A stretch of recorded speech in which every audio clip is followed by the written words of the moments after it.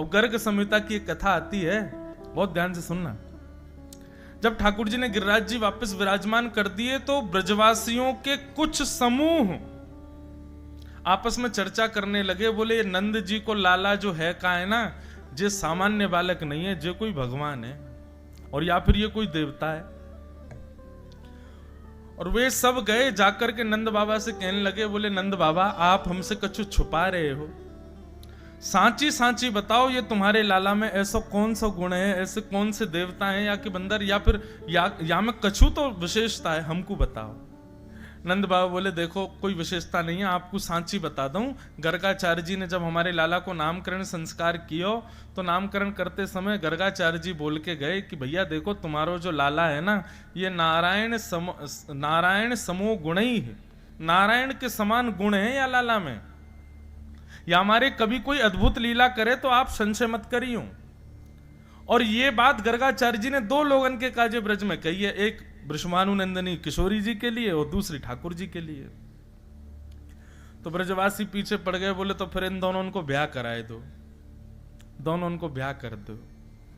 ब्याह को प्रस्ताव सुन करके नंद बाबा खुश है गए, बोले ठीक है भैया जैसी आपकी इच्छा कर देंगे ब्याह। बड़ी अच्छी कथा है। तो नियम क्या है, बोले ब्याह पक्का कब होता है, हमारे यहां पूर्व का ऐसा रिवाज कि बेटी वाले कुछ सामग्री भेजेंगे बेटे वालों के यहां, और वो सामग्री बेटे वाले दुगनी करके भेजेंगे बेटी वालों के यहां, तब संबंध पक्का होगा। तो पहली सामग्री श्री जी के यहां से आई, बरसाने से आई। कितनी सामग्री, बोले इतनी सामग्री आई कि वृंदावन में एक तिल रखने की जगह नहीं बची, इतनी सामग्री आई। बड़ी बड़ी बैलगाड़ी में महाराज हीरे जवाहरात मोती भर भर के आए नंद भवन। नंद बाबा मुनीम जी के संग में बैठे हैं, बोले भैया जितनी सामग्री आए सब लिख लियो, दुगनी दुगनी करके भिजवानी है बरसाने। अब तो महाराज बैलगाड़ी आती जा रही है, आती जा रही, सुबह तो शाम है गई। नंद बाबा बोले और कितनी है, बोले अभी तो जगह ना बची वृंदावन में, अभी तो मार्ग में ही खड़ी है बैलगाड़ी। नंद बाबा बोले मुनीम जी भैया सब देख लो, सामग्री देखो, मणि आदि सब देख लो, कितनों मोल है इनको, और सब व्यवस्था करो, 10 दिन के अंदर दुगनों करके भेजेंगे, तब लाला को ब्याह पक्को होगो। अर्धरात्रि का समय, नंद बाबा प्रसाद पा रहे हैं और गोद में लाल जी बैठे हैं, ठाकुर जी बैठे हैं। इतने में मुनीम जी आए, मुनीम जी आकर के बोले बाबा जे संबंध ना है सके। नंद बाबा बोले क्यों, बोले बाबा अभी एक बैलगाड़ी की एक मोती की माला को मैंने मोल निकालो तो आपकी 9 लाख गैया बिक जाएंगी, पूरा नंद भवन बिक जाएगा, वृंदावन बिक जाएगा एक माला में, तब भी एक माला की भरपाई नहीं है पाएगी। ऐसी असंख्य बैलगाड़ी भर के सामग्री है, कहां तक करेंगे हम ब्याह। नंद बाबा बोले तो कहा करें, बोले कल यथावत जितनी सामग्री है सब वापस बरसाने भेज दो, और ब्रजभानु जी तो मना कर दो, बोले भैया ये ब्याह ना है सके। ठाकुर जी गोदी में बैठे बैठे और मुनीम जी को घूर रहे हैं, बोले दारी के मेरो ब्याह तुड़वावे आयो है।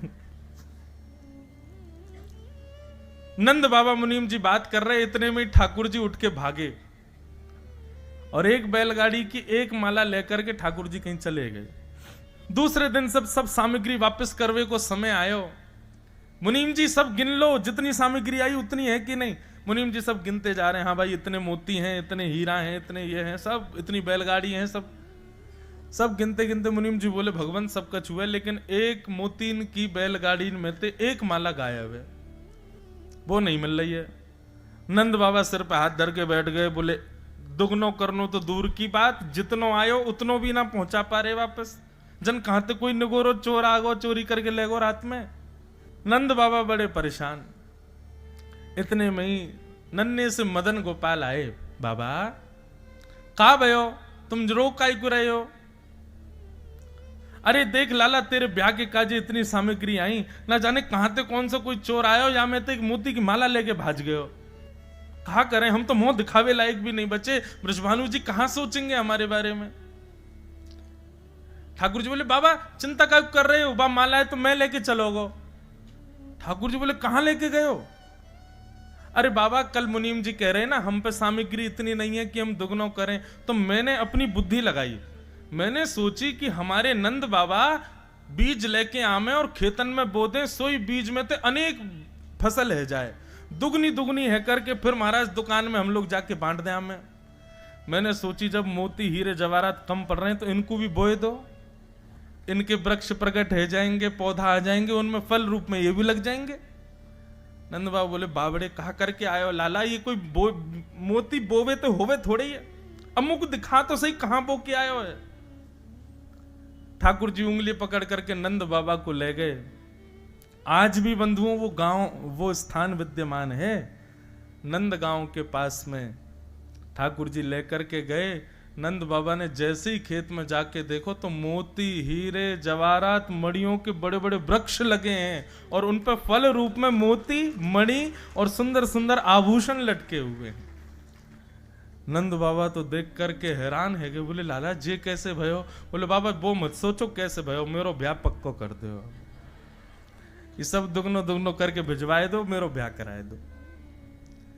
तो ऐसे कहीं कहीं ब्रज के ग्रंथों में, कहीं कहीं गर्ग संहिता में, कहीं कहीं ब्रज के साहित्य में किशोरी जी के साथ ठाकुर जी का विवाह संपन्न हुआ, ऐसा भाव। वैसे बंधुओं एक बात कहें, लोग कहते हैं महाराज जी ठाकुर जी का रुक्मणी जी से ब्याह हुआ, किशोरी जी से ब्याह बातें करनो पड़े जाते ना होवे, जो अपनो ही है, जो हमारो ही है, वाकू ब्याह करके दिखावे की कहा आवश्यकता। श्री जी ठाकुर जी से भिन्न नहीं है, श्री जी ठाकुर जी से अलग नहीं है, श्री जी तो नित्य ठाकुर जी की हैं। हाँ, लक्ष्मी ठाकुर जी की नहीं है, इसलिए ठाकुर जी उससे ब्याह करते हैं। ब्याह उसी से तो किया जाता है जो हमारा नहीं है, अपना बनाने के लिए उससे ब्याह किया जाता है, लेकिन जो नित्य हमारा है। अब ये विषय ऐसा है कि इसके लिए तो फिर भाव से राधा रसामृत सुनो, ब्रज की लीलाएं अलग से सुनो, वो हम करते हैं, साल में 1-2 बार करते हैं, तब ये भाव समझ आए।